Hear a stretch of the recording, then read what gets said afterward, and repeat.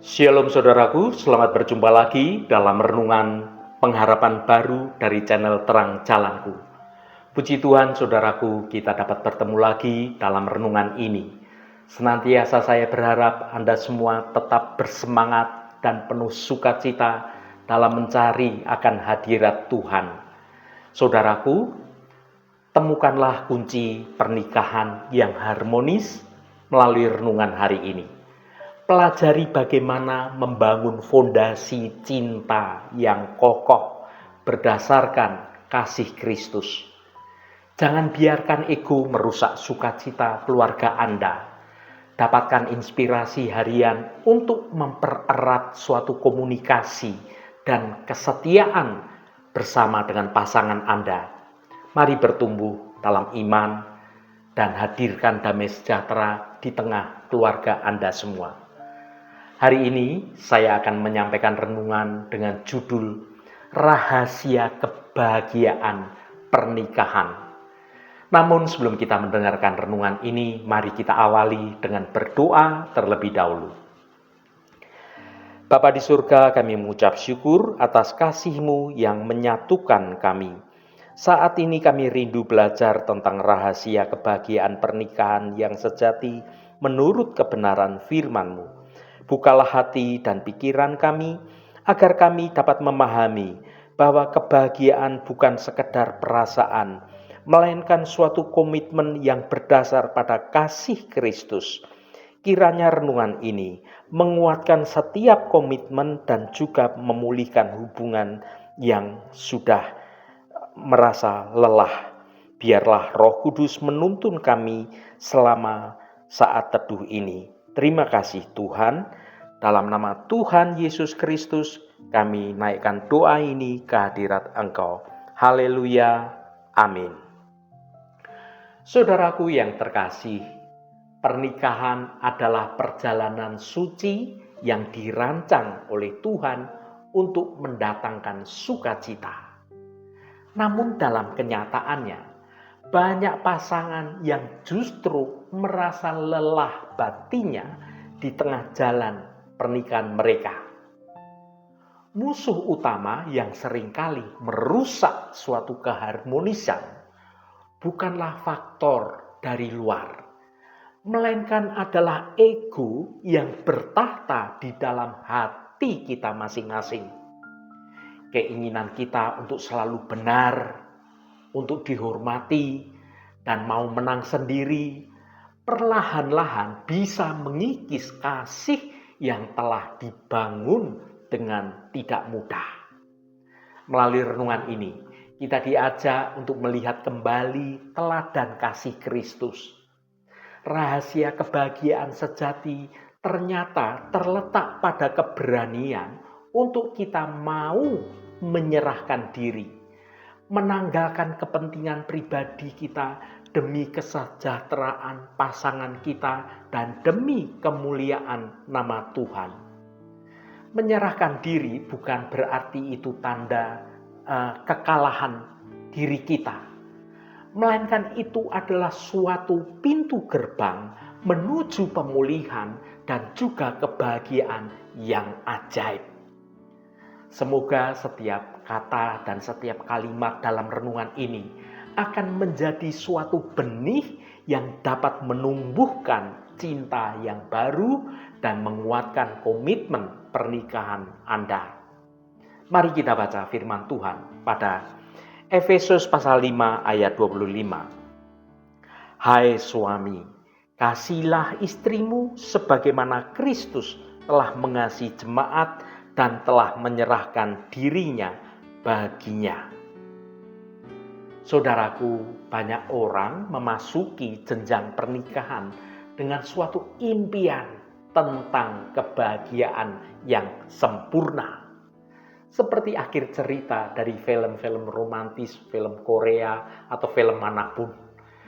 Namun setelah beberapa tahun dijalani, atau bahkan mungkin ada yang baru beberapa bulan, menjalani hidup bersama pasangan yang dia kasih sebelumnya, realitas mulai berbicara dengan sungguh sangat berbeda.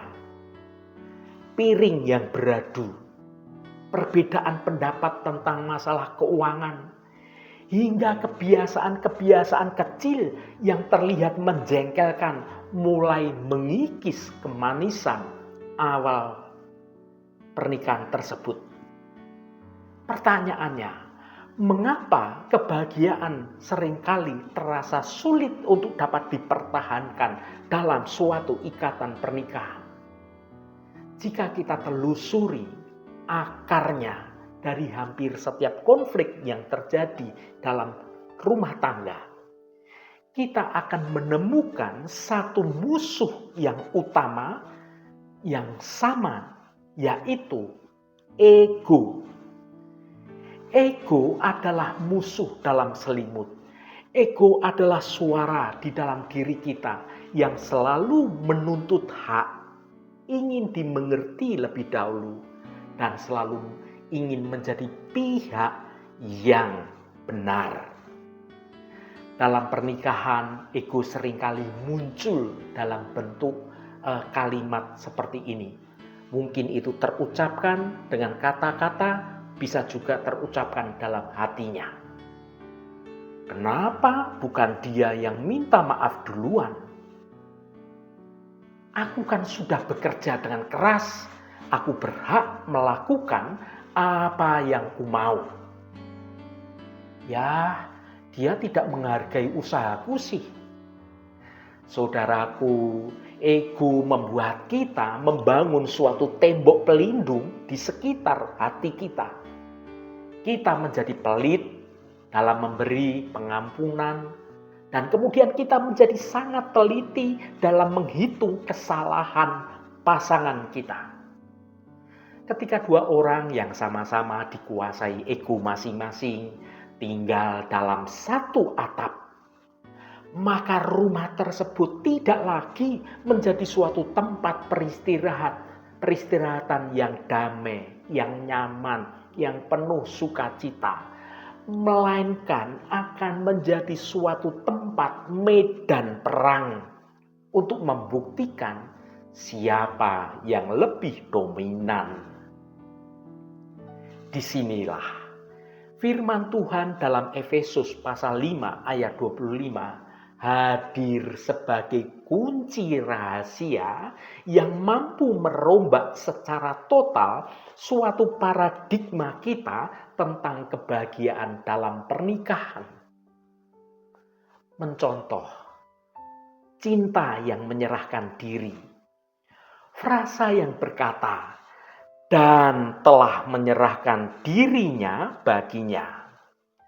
Meskipun ayat ini ditujukan secara spesifik kepada suami sebagai pemimpin rohani dalam keluarga, prinsip menyerahkan diri adalah suatu fondasi juga bagi setiap pernikahan Kristen yang sehat. Kata menyerahkan diri dalam bahasa aslinya mengandung suatu makna tentang pengorbanan yang total dan sukarela. Dan ini harus dilakukan oleh seluruh keluarga itu, tidak hanya pada suami saja. Bagaimana Kristus mengasihi jemaat? Ia tidak menunggu jemaat itu menjadi sempurna baru ia mengasihi. Tidak demikian, saudaraku. Sebaliknya, saat kita masih dalam kondisi berdosa, Kristus telah mati untuk kita, untuk membuktikan kasih-Nya yang besar itu. Ia menanggalkan semua kemuliaannya dan kemudian meletakkan hak-haknya sebagai Tuhan dan memilih untuk melayani serta berkorban bagi kita.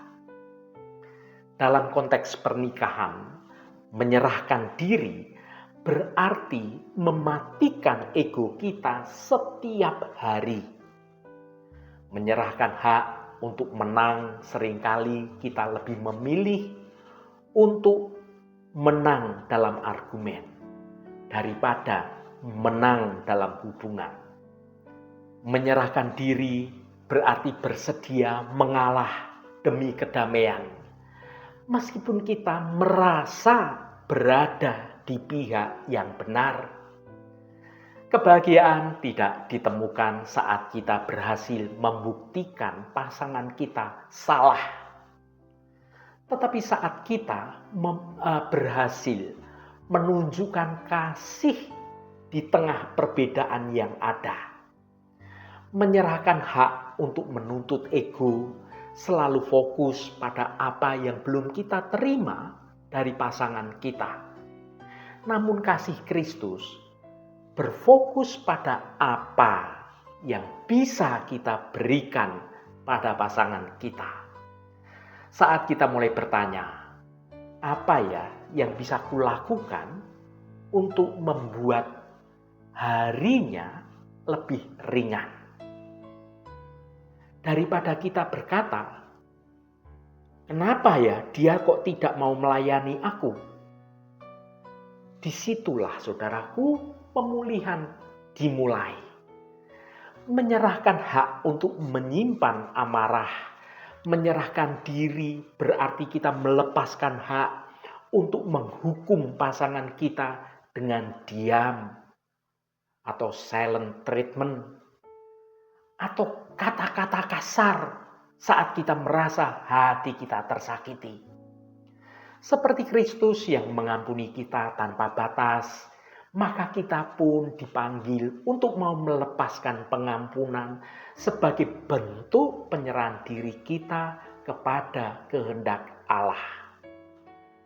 Saudaraku yang dikasihi Tuhan, ada kekuatan pemulihan dalam penyerahan diri. Banyak orang takut bahwa jika mereka menyerahkan diri atau terus-menerus mengalah, mereka itu akan diinjak-injak atau dimanfaatkan oleh pasangannya. Itu kata-kata orang dunia. Namun perkara penting dalam kerajaan Allah itu sungguh sangat berbeda.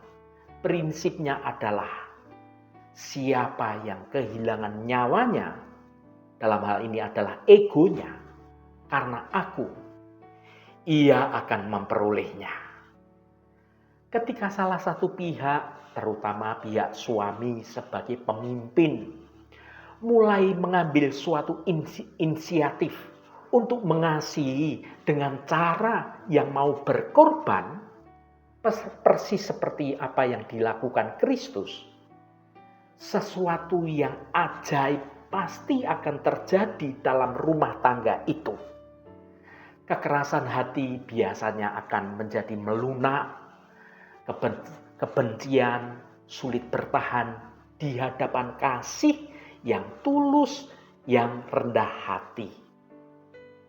Menyerahkan diri membawa pemulihan.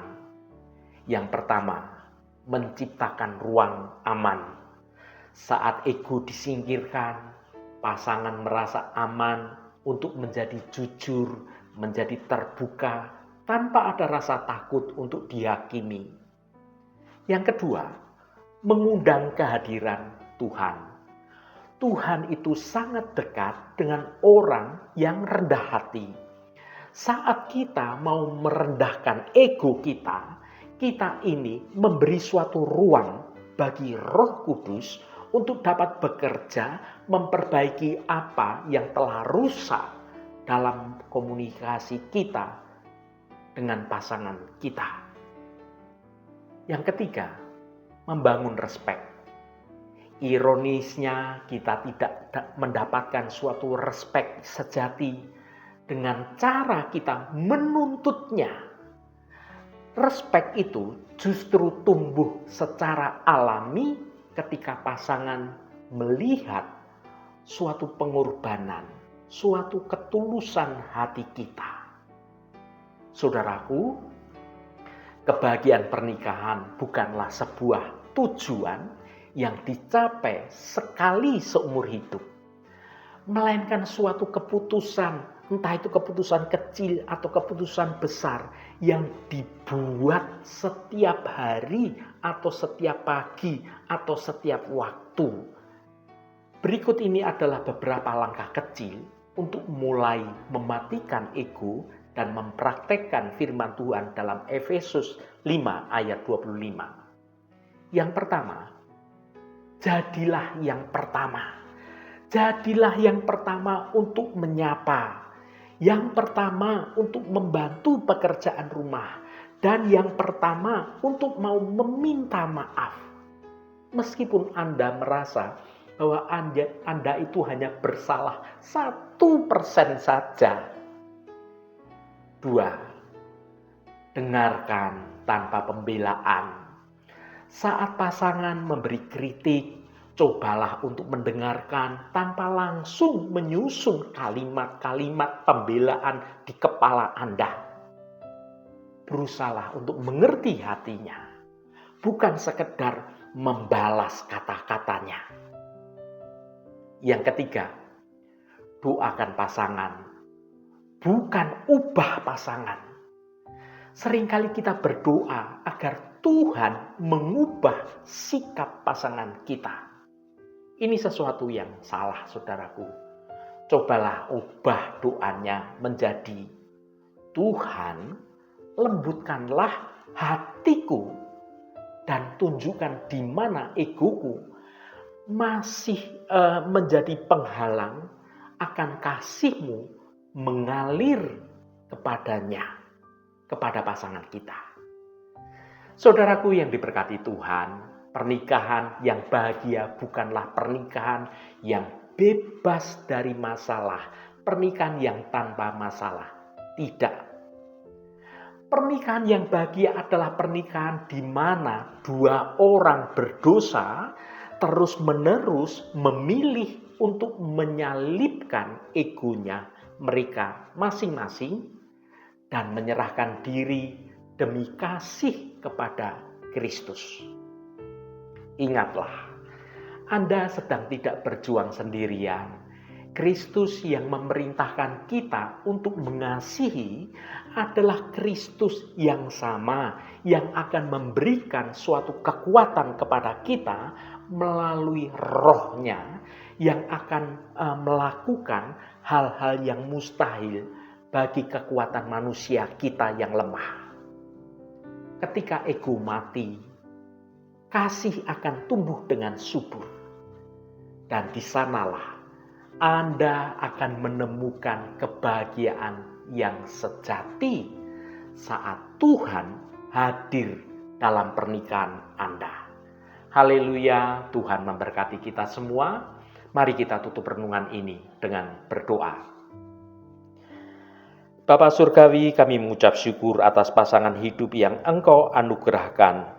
Firman-Mu dalam Efesus 5 ayat 25 mengingatkan kami bahwa kunci kebahagiaan bukanlah menuntut, melainkan mengasihi seperti Kristus yang telah menyerahkan dirinya. Tuhan, ampuni kami jika selama ini ego dan keangkuhan menjadi suatu penghalang akan keharmonisan rumah tangga kami. Seringkali kami lebih mementingkan perasaan sendiri daripada kesejahteraan pasangan kami. Lembutkanlah hati kami, agar kami mampu menanggalkan ego tersebut. Ajarlah kami arti menyerahkan diri, bukan sebagai kekalahan, melainkan sebagai bentuk ketaatan untuk membawa suatu pemulihan dan juga damai sejahtera. Biarlah kasih-Mu mengalir dalam rumah tangga kami, sehingga setiap perselisihan digantikan dengan kerendahan hati. Jadikanlah pernikahan kami suatu cerminan kasih Kristus yang tulus dan berkorban. Terima kasih Tuhan.